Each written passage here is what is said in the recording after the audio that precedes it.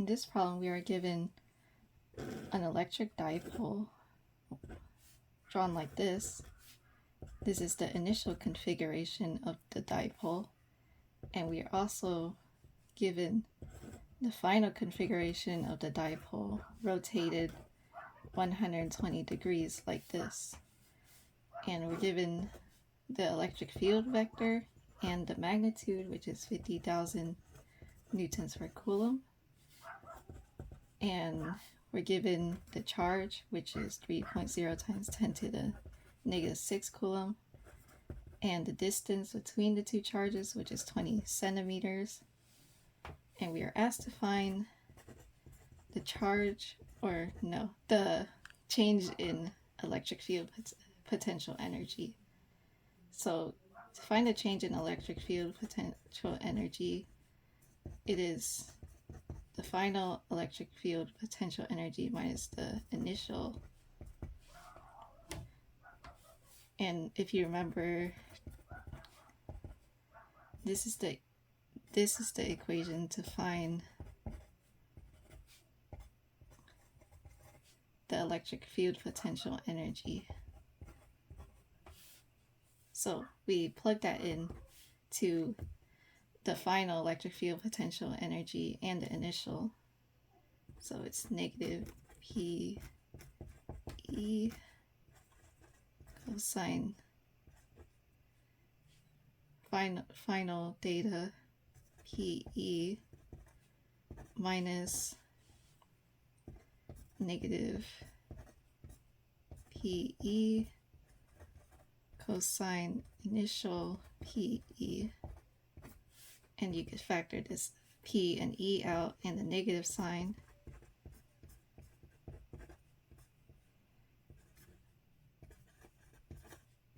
And leave the data and the cosine in these brackets just to make it easier.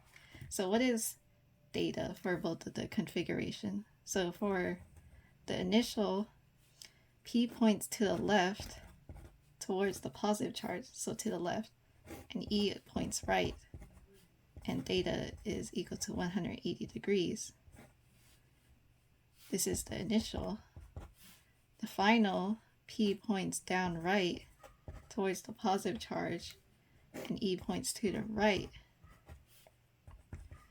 And find theta, this is 120 degrees given on in the problem, and this should be 60 degrees, so this should be 60 degrees. And then you plug it in. So the electric field dipole is the charge times the distance in meters. And then we have the electric field magnitude, cosine 60 minus cosine 180, and you should get the change in the electric field potential energy is equal to negative 4.5 times 10 to the negative 2 joules. So that's A. For B, we're supposed to find KE without any other force present after the system rotates 120 degrees. So to find the change in kinetic energy, we could use the work energy equation, which is this, or it could be rewritten as a change in rotational kinetic energy plus the electric field potential energy.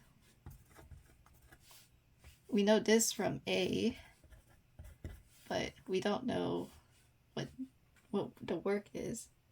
So the work equation is the force times displacement cosine theta. But what is the force? The only force acting in this system is the torque due to the electric field, which is P times E sine theta PE. And if I plug in my values, Q times D, 50,000, sine 60 degrees,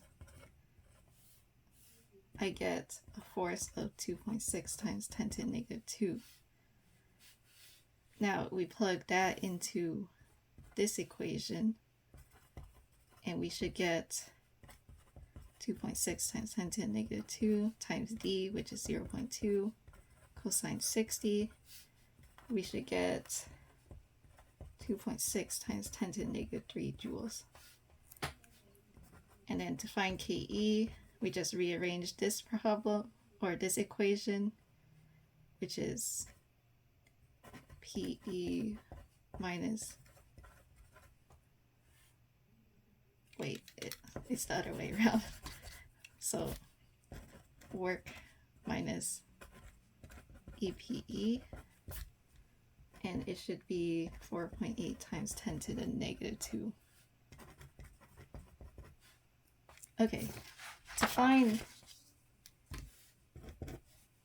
the final angular velocity, we are given the rotational inertia, which is half ml squared, and m is 100 grams, and L is probably D, which is equal to 0.2. And we're given that the initial work, or the initial angular velocity, is 0. So let's use the kinetic energy equation, which is half IW squared, and we could use KE initial, or KE rotational KE final minus initial, and this is 0, and we know this from the previous problem, which is 4.8 times 10 to the negative 2, and we just have to solve half times I, which is 112 m, 0.1 d squared, 0.2 squared, w squared, and you just solve for w, which is 17 meters per second.